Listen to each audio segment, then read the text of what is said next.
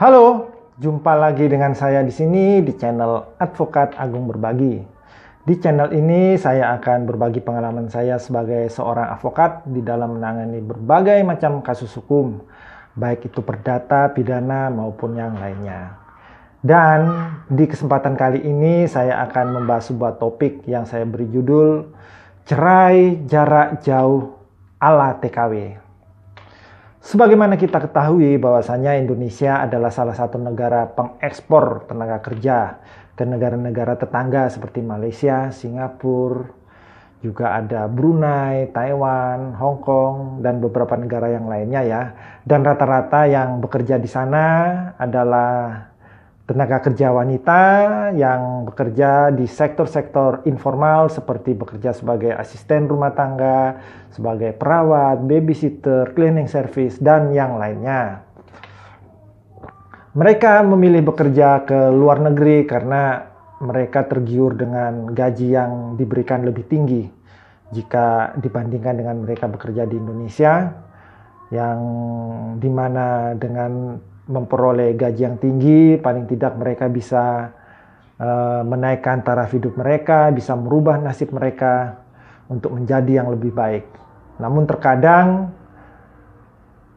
keinginan mereka tersebut juga harus diperlukan sebuah pengorbanan seperti meninggalkan keluarga, meninggalkan suami, meninggalkan anak, yang tentu saja itu sebuah pengorbanan yang besar.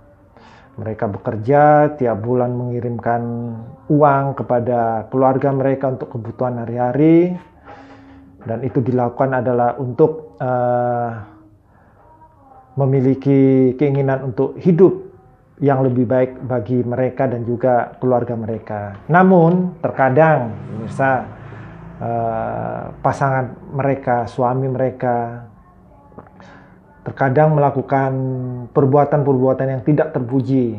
Mereka ditinggal istri bekerja ke luar negeri, sementara mereka di Indonesia, mereka memiliki wanita idaman lain, ataupun uang hasil gaji yang dikirimkan dipergunakan untuk kesenangan-kesenangan, keperluan-keperluan pribadi yang dimana itu tidak termasuk di dalam kebutuhan untuk memenuhi kebutuhan rumah tangga.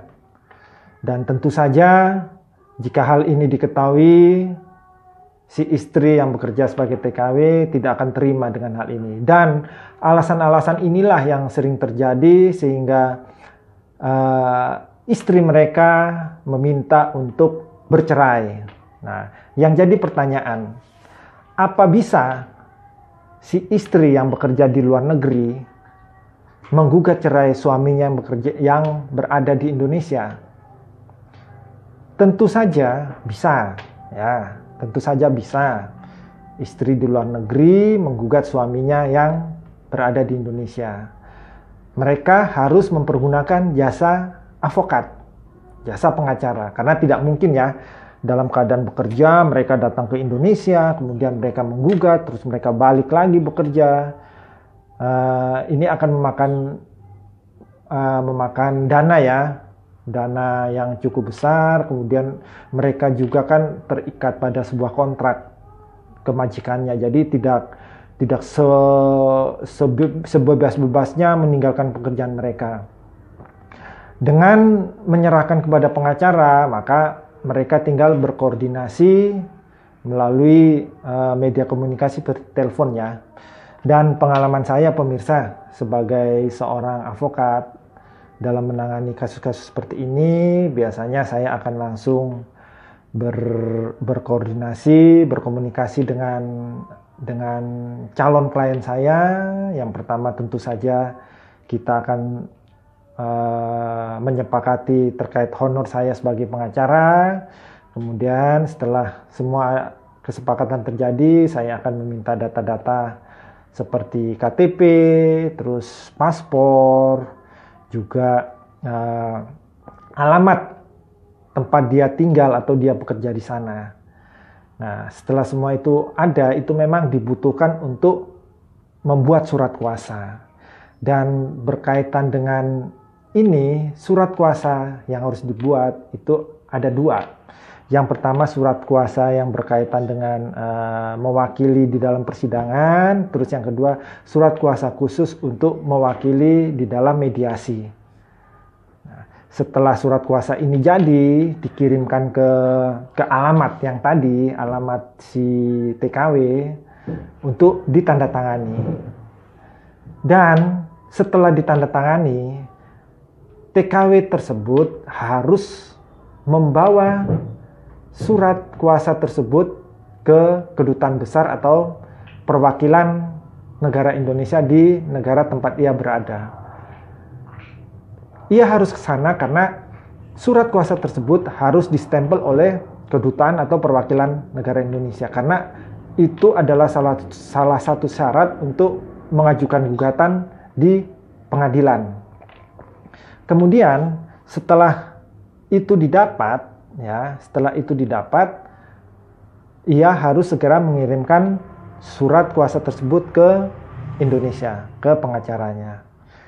Saya lupa, pemirsa, bahwasanya cerai yang dilakukan lewat jarak jauh ini itu hanya berlaku kepada TKW yang legal.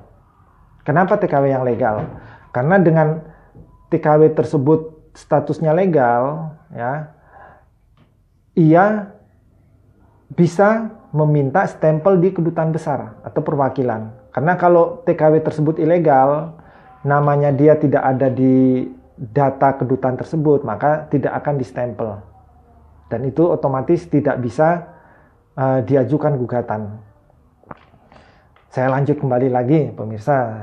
Setelah adanya surat kuasa tersebut, sebagai pengacara, sebagai advokat, dia akan segera membuat gugatan, kemudian didaftarkan, dan menunggu persidangan. Nah, di persidangan ini seperti biasa tetap dibutuhkan saksi yang mengetahui segala hal yang dilakukan oleh suami dari TKW tersebut.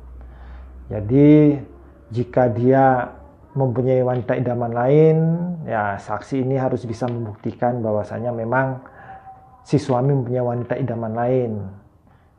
Jika sang suami pekerjaannya hanya menghambur-hamburkan uang dan tidak mempergunakan sebagai kebutuhan untuk rumah tangga, nah, saksi ini juga harus bisa mengetahui dan kesaksian tersebut disampaikan ke hakim agar hakim itu berkeyakinan bahwa memang alasan-alasan yang diajukan dalam gugatan dan juga berdasarkan keterangan saksi itu memang benar adanya. Dan jika semuanya itu terpenuhi, maka tentu saja akhirnya gugatan itu pasti akan dikabulkan. Nah, dengan dikabulkan gugatan tersebut, maka selesailah permohonan gugatan ini, yang dimana untuk waktu persidangan sendiri mungkin membutuhkan waktu 3, 4 atau sampai 5 kali sidang, ya, tergantung kelancaran sidang itu sendiri. Dan jika itu telah selesai, nah tinggal akte cerai keluar dan kemudian Anda sudah mendapatkan akte cerai dan dinyatakan putusan bahwasanya perkawinan Anda telah putus. Dengan demikian, begitulah penjelasan singkat saya mengenai cerai jarak jauh ala TKW yang bisa dilakukan hanya melalui pengacara. Semoga apa yang saya sampaikan ini dapat bermanfaat bagi pemirsa sekalian. Dan terima kasih. Salam berbagi.